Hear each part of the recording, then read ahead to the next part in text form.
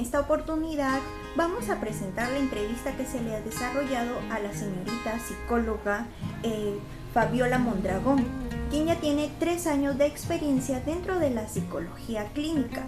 Asimismo, esta entrevista la va a desarrollar Claudia Beltrán, que consta de 13 preguntas.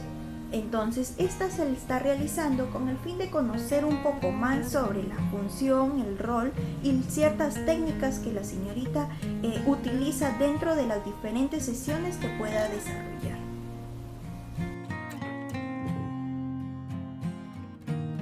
Listo. Bien, hoy compartiremos un grato momento con la psicóloga Fabiola, a quien le realizaremos una entrevista donde nos compartirá desde su experiencia lo que abarca con la psicología clínica. Buenas noches, doctora. Es un gusto y desde ya agradezco su tiempo. Bien, Buenas noches, gracias también. Vamos a empezar. Díganos, ¿cuál es su función en la psicología clínica?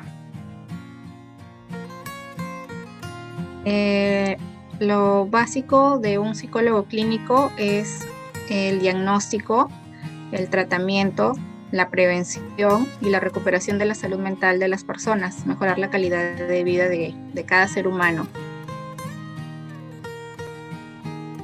Siguiente pregunta. ¿Qué técnica utiliza dentro de una terapia?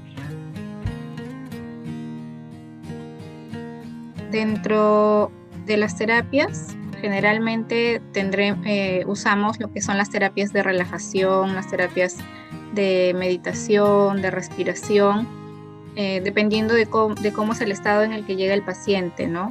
En búsqueda de una ayuda. Esas son las que se suelen utilizar más. Y la psicoterapia individual, ¿no? Psicoterapia individual, familiar. Y desde lo personal, ¿cómo fue que se inclinó por la rama de psicología clínica? ¿Cómo nace? Nace desde la búsqueda también de entender las causas de lo que aqueja a las personas, ¿no? Siempre vamos a ir conociendo muchas afectaciones y esa es la base también de todo psicólogo. La psicología clínica es la madre de todas las demás ramas. Entonces, en base a ello es que me he inclinado un poco más por conocer a profundidad qué es de dónde nace y también desde ahí ver cómo se puede recuperar la salud y el bienestar de las personas. Para usted, ¿qué es el rapport y encuadre dentro de la entrevista clínica? O sea, ¿es importante? Por supuesto que sí. El rapport, si bien sabemos, es el primer contacto que establecemos con el paciente, ¿no? Entonces, en ese primer contacto hay que brindarle confianza, una buena acogida para que el paciente o el cliente también llegue a contarnos cuál es lo que le está aquejando, ¿no? Cuál es el motivo de su consulta y que pueda contarnos así y obtener toda la información que nos pueda ser útil para su tratamiento posterior. Bien. ¿Y cómo identifica que un paciente está siendo sincero al hablar con usted? Podemos utilizar también varias herramientas. Una de ellas es lo que es el lenguaje corporal, que también los psicólogos debemos conocer. Eso nos ayuda a identificar también si el paciente en este caso está simulando, está exagerando o nos está mintiendo, ¿no? Entonces, desde también conocer desde cómo llega, las posturas que utiliza, el tono de voz, todo su lenguaje corporal que nos manifiesta bastante información implícita. Eso es. ¿En qué criterio se basa para saber qué test proyectivo evaluar? ¿En qué criterios? Ujú. De acuerdo a la sintomatología que el paciente refiera, los test, en este caso proyectivos, nos van a brindar datos inconscientes de la persona, ¿no? Entonces ahí vamos a investigar un poco más y se utilizan en base a los síntomas, a los diagnósticos presuntivos que se pueda tener. ¿Y cuánto tiempo lleva terminar todo el tratamiento de un paciente? Dependiendo digamos, de la afectación o del tipo de problema que tenga, los tratamientos psicológicos son prolongados, pueden durar meses, dependiendo también de la gravedad de la enfermedad que tenga el paciente. Claro. ¿Y qué piensa usted? Pueden durar entre 3 meses promedio. Ah, ¿Sí? ¿Solo llega hasta 3 meses? ¿O puede expandir? Esto puede extenderse dependiendo de la gravedad, como le digo, o de la patología que el paciente pueda tener en este caso, de alguna patología clínica. Los tratamientos son prolongados, pueden durar meses, años incluso, dependiendo del diagnóstico que pueda tener. ¿Y qué piensa usted de los test y las pruebas dentro del campo de la psicología clínica? Los test, cuestionarios, todos estos instrumentos y todas las baterías de pruebas psicológicas nos permiten corroborar lo que nosotros ya podemos previamente tener planteado como hipótesis o algunos diagnósticos, ¿no? Entonces ellos nos van a corroborar o nos van a brindar información adicional que de repente se nos puede estar pasando u obviando. Entonces es un alcance, es una herramienta muy importante que todos los psicólogos en cualquier campo, sea educativo, clínico, forense, todos debemos utilizar y conocer muy bien nuestras baterías de pruebas psicológicas. ¿Y cuáles han sido los casos más frecuentes que usted ha tratado?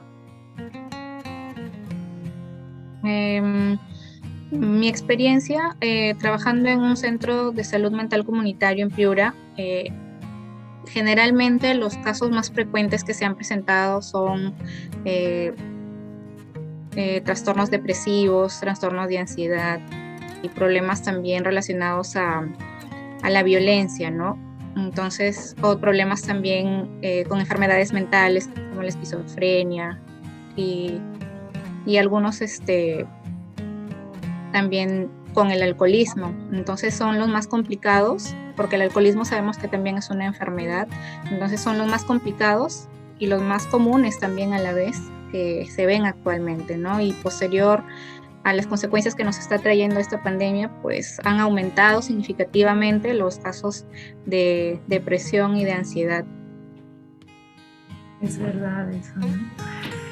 ¿Y cuál es su actitud frente a los casos extremos?